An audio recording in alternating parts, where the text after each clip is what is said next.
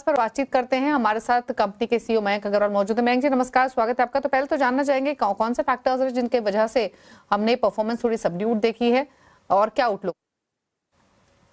नमस्कार Deepali ji and thank you for having me here. In general Q3 में steel की demand और रियलाइजेशन दोनों साइड अफेक्टेड रही हैं, जिसकी वजह से माइनरली लास्ट क्वार्टर में रेवेन्यू 4% का डिक्लाइन है और इबिटा में भी थोड़ा सा 23% नहीं लेकिन 2.5% का डिक्लाइन है क्वार्टर ऑन क्वार्टर बेसिस पे। बट अगर हम लोग ईयर ऑन ईयर की बात करेंगे तो लास्ट ईयर से अभी में हम लोगों का इबिटा 515 करोड़ से बढ़ के 567 करोड़ हो गया है, जो कि करीबन 10 से 11% का ग्रोथ है लास्ट ईयर के कंपैरिजन में। और पर टन बेसिस पे अगर बात करेंगे तो 8,000 रुपए पर टन से इबिटा हमारा ग्रो करके कंपनी का 8,750 पर टन हुआ है। तो करीबन 8 से 9% ईयर ऑन ईयर बेसिस पे इबिटा में अच्छा ग्रोथ है। और ओवरऑल बात करें तो इबिटा रेवेन्यू के कंपैरिजन में लास्ट ईयर 16% था, जो इस साल 17.5% है। So overall despite the last quarter में जो स्टील में डिमांड और रियलाइजेशन के प्रेशर थे, उसके बाद भी reasonably year on year basis पे we have achieved a good growth and Q4 काफी प्रॉमिसिंग लग रहा है। Q4 में काफी अपटिक है डिमांड में भी और रियलाइजेशन में भी। And if everything goes well, we expect very good results by year end and a substantial growth from last year in both in EBITDA and PAT.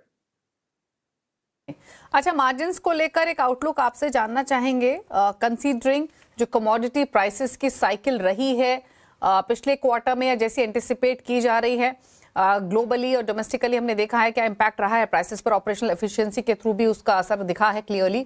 तो क्या आउटलुक है उस पॉइंट ऑफ व्यू से margins पर? Outlook Q4 तो already काफी strong चल रहा है और इंफ्रास्ट्रक्चरल स्पेंडिंग सेंट्रल गवर्नमेंट की काफी सब्सटेंशियल हो रही है। इस बजट में भी हम लोगों ने देखा कि इंफ्रास्ट्रक्चर स्पेंडिंग पे गवर्नमेंट ने बजट बढ़ाया है और यूएस और यूरोप डील का भी नतीजा इम्पैक्ट पॉजिटिव आएगा स्टील में, बिकॉज जो स्टील दूसरे कंट्रीज से एक्सपोर्ट हो रहे थे तो कुछ शेयर इंडिया भी उसमें कैप्चर कर पाएगा फॉर एक्सपोर्ट्स।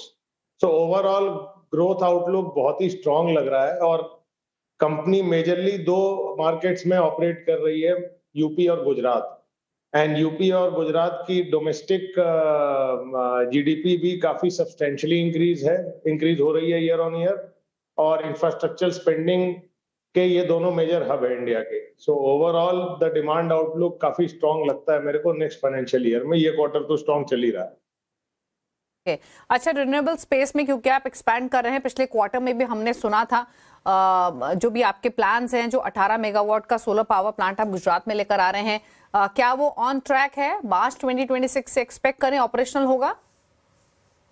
यस, हम लोग करीबन 3,000 करोड़ का कंपनी केपेक्स कर रही है अगले 3-4 सालों में, जिसमें हम लोगों ने कुछ माइंस यूपी में और राजस्थान में बिडिंग प्रोसेस से हमने खरीदी है गवर्नमेंट से। उस माइंस का डेवलपमेंट बेनिफिकेशन वगैरह भी हम लोग कर रहे हैं ताकि एंड टू एंड इंटीग्रेशन हो सके। कैपेसिटी एक्सपेंशन भी हम लोग करीबन 25% कैपेसिटीज में भी एक्सपेंड कर रहे हैं कि 1 मिलियन टन से इसको 1.25 मिलियन टन फिनिश स्टील में ले जा रहे हैं। उसके अलावा हम लोग सोलर जो आपने बताया कि 18 मेगावाट गुजरात में और 60 मेगावाट हम लोग यूपी में लगा रहे हैं, टोटल 78 मेगावाट लगा रहे हैं।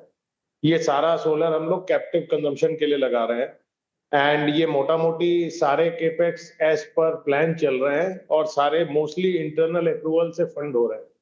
सो जहां पे एक तरफ हम लोग कैपेसिटी इंक्रीज कर रहे हैं, वहीं दूसरी तरफ हम लोग ऑपरेशनल एफिशिएंसी, कैपेसिटी यूटिलाइजेशन पे काफी काम कर रहे हैं और माइंस के इंटीग्रेशन से हम लोग अपनी डिपेंडेंसी मार्केट पे रिड्यूस भी कर रहे हैं और सब्सटेंशियली कॉस्ट को पर टन रिड्यूस भी कर रहे हैं।